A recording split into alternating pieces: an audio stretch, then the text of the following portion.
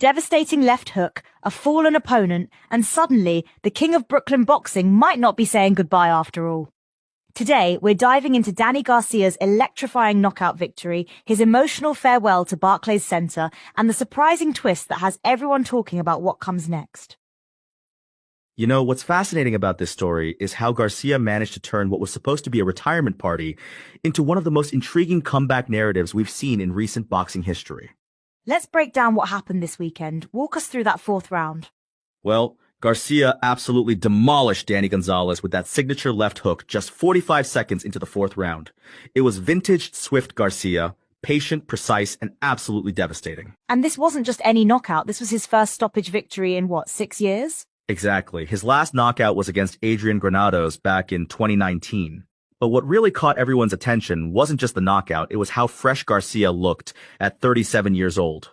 Yeah, he definitely didn't look like someone ready for retirement.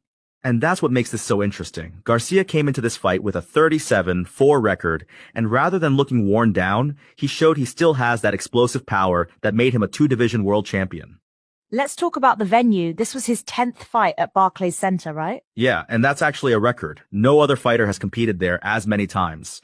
Garcia's basically become synonymous with Brooklyn boxing. What was your favorite Garcia moment at Barclays? You know, it has to be that first fight against Eric Morales in 2012.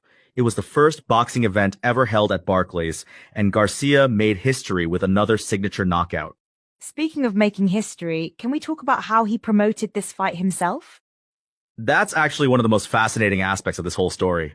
Garcia launched Swift Promotions and handled everything himself. It's a pretty bold move for a fighter. And he partnered with Millions.co for the streaming, right? Exactly. He's not just thinking like a fighter anymore, he's thinking like a businessman. He actually became an investor in Millions.co as part of this deal. That's pretty forward-thinking for someone supposedly retiring. Well, that's what makes his post-fight comments so interesting. When asked about retirement, he said, and I quote, "At the end of the day, I'm healthy, I've got a lovely family, I don't know." And then he added there's a high chance he fights again, right? Right, which is a complete shift from the retirement narrative we've been hearing. But what's really interesting is how he's handling this transition period. You know, Garcia's been really open about mental health issues in recent years. Yeah, he's become quite an advocate.